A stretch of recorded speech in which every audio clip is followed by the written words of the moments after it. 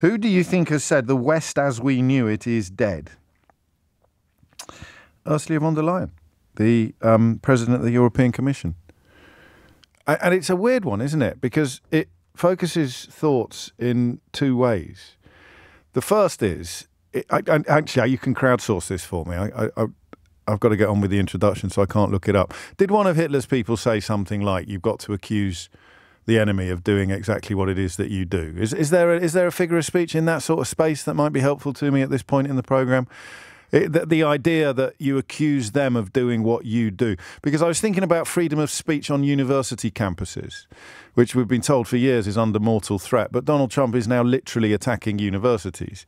And all of the people who were ostensibly very concerned about freedom of speech on university campuses are largely silent. All the free speech warriors of the last few years have got nothing to say about people being actually tasered at a what's the chops, the Jewish space lasers woman's public meeting. The assaults upon freedoms, innocent people being deported, and the American administration refusing to do anything to bring them back. All of these things displaying an epic demolition of freedoms, which the people who claimed that their freedoms were being demolished when they actually weren't, have got nothing to say about.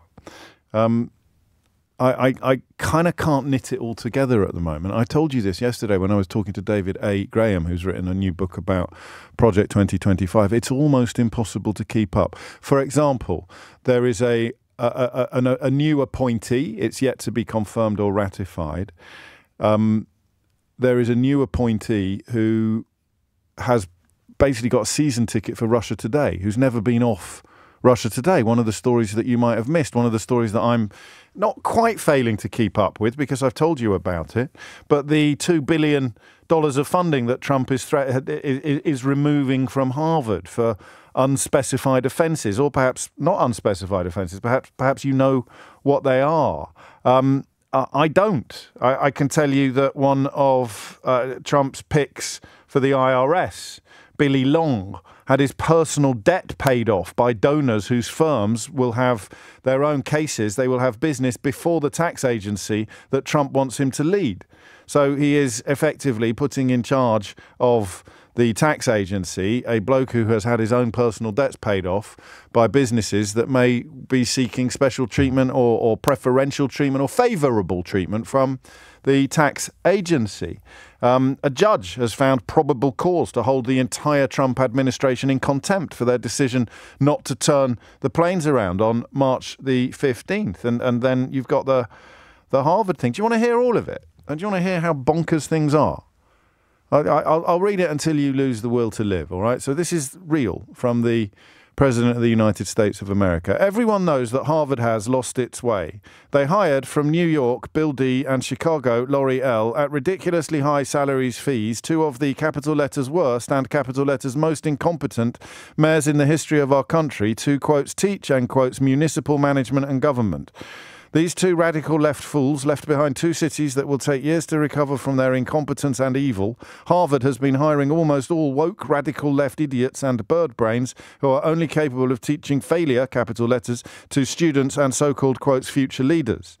Look just to the recent past at their plagiarizing president who so greatly embarrassed Harvard before the it is just absolutely unhinged, right?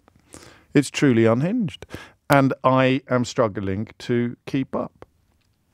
I think it might have been Goebbels. Are we going with Goebbels? I've got a couple of people saying he has said, accuse others of what you yourself will do. So in the arena, most obviously, of shutting down freedom of speech, the idea that J.D. Vance can accuse us of having problems with free speech while students in the United States are literally being snatched from the streets and locked up for writing editorials in student newspapers is frankly extraordinary. And I wasn't exaggerating. You probably haven't seen the footage of the fella getting tasered at a political meeting. Others arrested. I mean, incredible scenes. Some of them were simply protesting about job losses. And the list goes on. I cannot, as I keep telling you, I struggle to keep up, and I haven't found a really reliable record. Do you remember when the Washington Post kept a track on Donald Trump's lies?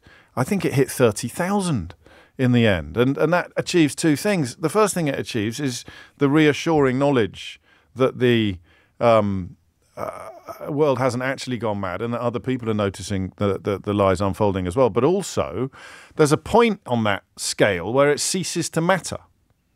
And this was in the first term. There's a point, this was, I think, what Steve Bannon talks about when he talks about flooding the zone with excrement. Not the word he uses, but it's 10:10 on Thursday morning. There's a point when it stops mattering, isn't there? There's a point when the truth stops mattering. I'm obsessed with this. Absolutely obsessed with it, because it seems to me that throughout human history, the very worst things happen when the truth stops mattering. When the truth is balanced out by lies. When rather than it being our job, if someone says it's raining, to stick our head out of the window and see whether it gets wet, instead you have the notion of equivalence. Someone says it's raining, someone else says it isn't. So, well, it's 50-50. It's not, is it? The truth is dead. At what point on that 30,000 tally do you think it actually broke? And that is why Ursula von der Leyen, the president of the European Commission, has said that the West no longer exists. Incredible. Because most of the people who've been whining about the West for years because they don't like foreigners have actually ushered in precisely the thing they claimed they didn't want, the destruction of the West in its traditional forms, by which you would essentially mean an American-led coalition of liberal democracies. And we don't have that anymore. We have a coalition of liberal democracies, but it is not American-led. It's incredible. She spoke directly about Trump's inner circle, describing the EU as not having bros or oligarchs making the rules. We don't invade our neighbours and we don't punish them, a reference to the tariffs and the naked imperialism coming out of Russia, particularly with regard to Ukraine. I know it's not new to you. I know it's not new to you if you confine your news intake exclusively to this programme, let alone anywhere else. But it is extraordinary that we are living through a recalibration of the entire world order. And it's a recalibration in which there are essentially four major powers now: Russia, China, the United States of America, and Europe, the European Union. You don't need me to remind you that we are in none of those four major powers. I mean, I don't know when the day will be perfect to reflect upon the utter idiocy of cutting ourselves loose, cutting that umbilical at a... I guess it's become more ridiculous with Trump's arrival in the White House. But remember, a lot of people who cut the umbilical are very much in the same camp as Trump, both domestically and internationally. But the idea that the West is dead is a quite incredible thing to come from the lips of the President of the European Commission. I've got two questions for you if you want to get in early. Is she right? And what does she mean? I can tell you a little bit about what she means. But she is, isn't she? And I don't know, some things are so huge that we can't process them. I talked a lot a couple of months ago about normality bias. I was obsessed with it because it's that thing that stops you from fully acknowledging the gravity of the situation that you're in. It's a bias towards normality. Even if all the evidence tells you that you're living through profoundly abnormal days, you have an inner voice that sort of resists the notion that things can be that abnormal. We can't possibly be watching our closest ally, arguably, attack judges, attack teachers, educators, attack the media, attack domestic business in the context of tariffs, because I bet you have to presume he wants to scare them into obedience. Mike puts it well into four stages. It's not really happening. That's stage one.